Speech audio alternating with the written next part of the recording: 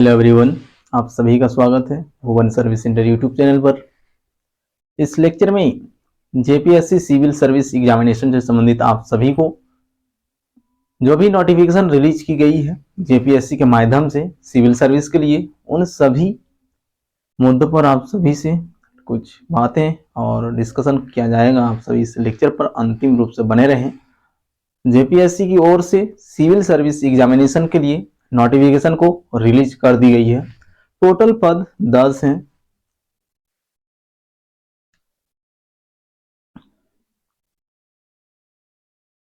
कुल रिक्तियां जेपीएससी की ओर से आप सभी के लिए निकाली गई है। 342 पदों पर भर्ती होनी है और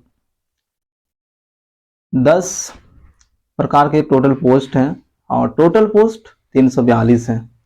इसी को फुलफिल करने के लिए जेपीएससी द्वारा सिविल सर्विस एग्जामिनेशन के लिए नोटिफिकेशन रिलीज की गई है। तो नोटिफिकेशन में क्या चीजें कही गई है, उन सभी चीजों पर आप सभी से डिस्कशन किया जाएगा। आप सभी अंतिम रूप से बने रहें।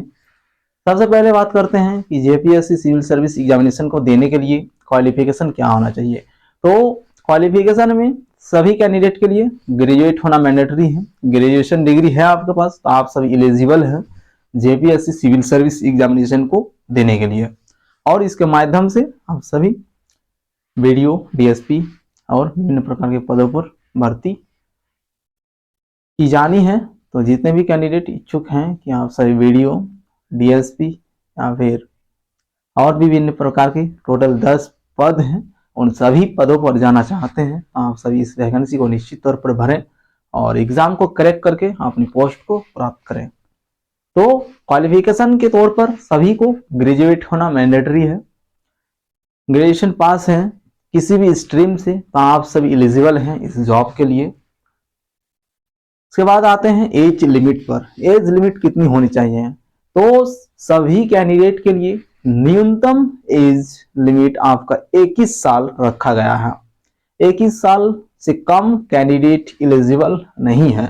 यदि ग्रेजुएट हैं और 21 साल से कम है उम्र सीमा तो आप सभी एलिजिबल नहीं होंगे।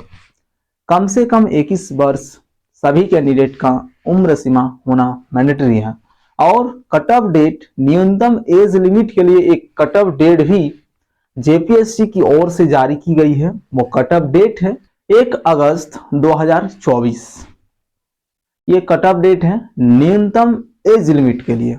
और अधिकतम एज लिमिट जनरल कैटेगरी के कैंडिडेट को 35 साल दिया जाता है जनरल के लिए। बाकी अदर ओबीसी, एसटी और एससी के लिए उसमें आरक्षण दिया जाता है। जितने भी कैंडिडेट जनरल से भरेंगे उन सभी के लिए 35 साल रहने वाली है।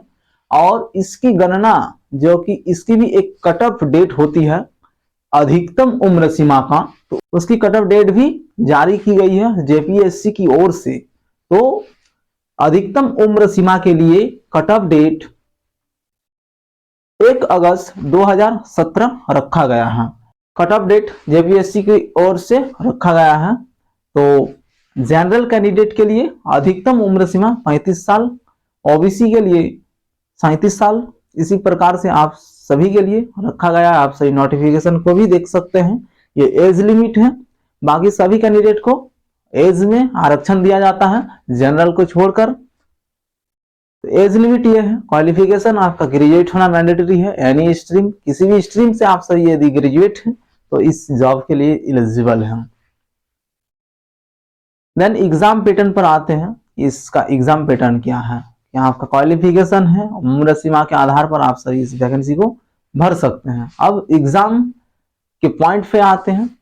एग्जाम इसमें 3 फेजेस पर एग्जाम ली जाएगी। सबसे पहले प्रीलिम्स एग्जाम कंडक्ट की जाएगी जेपीएससी की ओर से।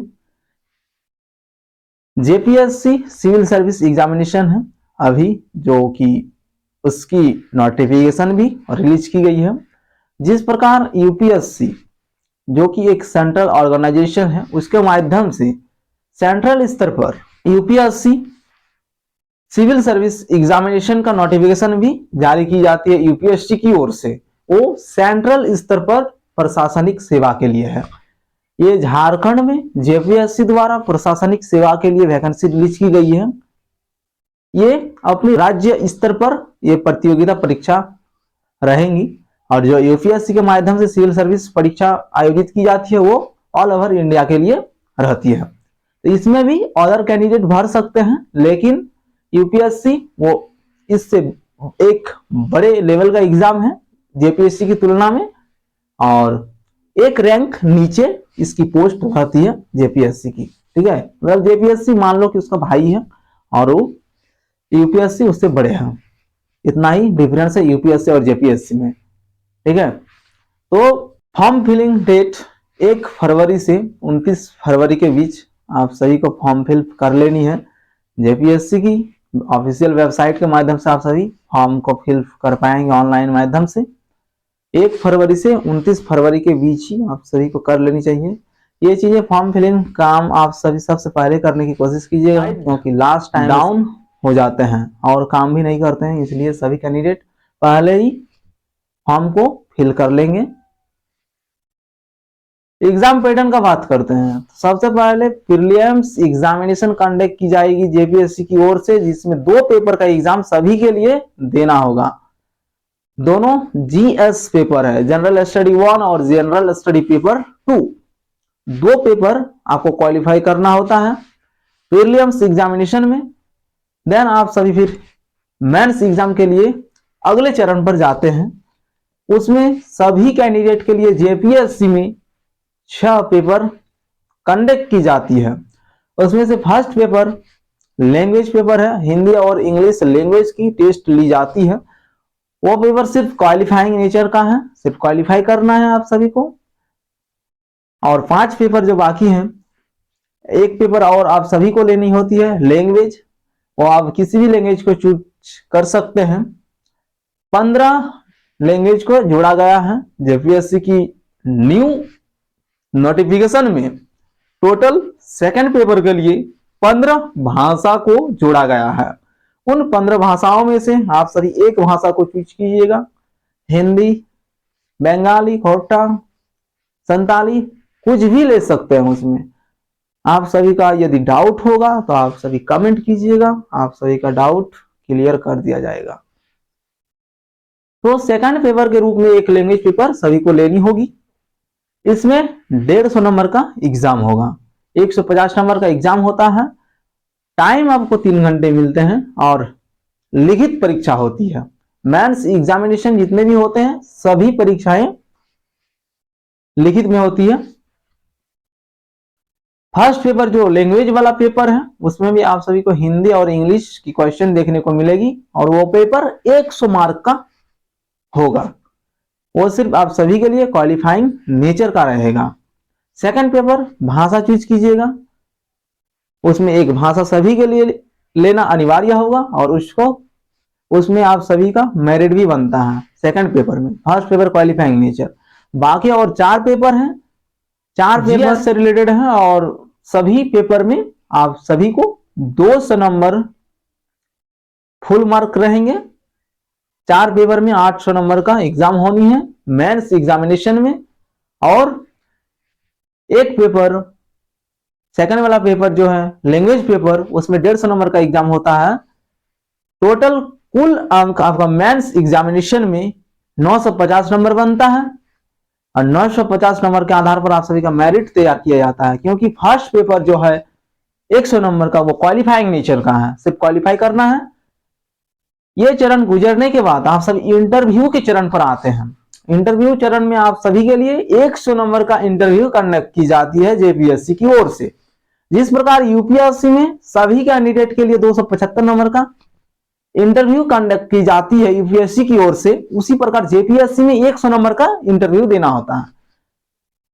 आप सभी इंटरव्यू को जब क्लियर कर लेते हैं उसके बाद जब एक मेरिट लिस्ट तैयार की जाती है, उस टाइम पे 950 नंबर और 100 नंबर को जोड़कर 1050 नंबर पर सभी का मेरिट लिस्ट तैयार किया जाता है।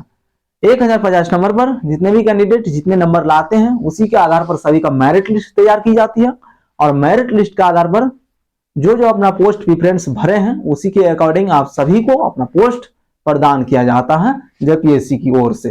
ये एग्जाम पैटर्न है, आप सभी को एग्जाम पैटर्न भी क्लियर हो गया होगा। यदि फिर भी आप सभी का डाउट रहता है तो आप सभी कमेंट कीजिएगा, आप सभी का कमेंट पे आप सभी का सलूशन किया जाएगा। तो सभी कैंडिडेट जल्द से जल्द इस वैकेंसी को भर देंगे। और जेएसएससी के माध्यम से भी 2 वैकेंसियां और रिलीज की गई है, पैरामेडिकल का और एक टेक्निकल पोस्ट पर आधारित पोस्ट है। वो दोनों वैकेंसी के लिए जितने भी कैंडिडेट एलिजिबल हैं सभी कैंडिडेट वैकेंसी को भरेंगे।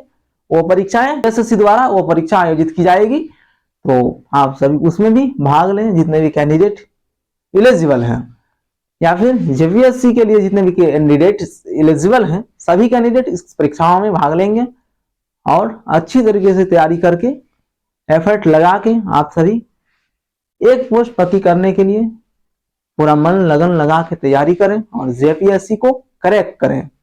क्योंकि 2021 में जब निकली थी जेपीएससी, पिछली बार की बात कर रहा हूं, उस टाइम पे टोटल 252 पोस्ट था और 252 पोस्ट में टोटल बहाली की गई थी, भर्ती हो चुकी है।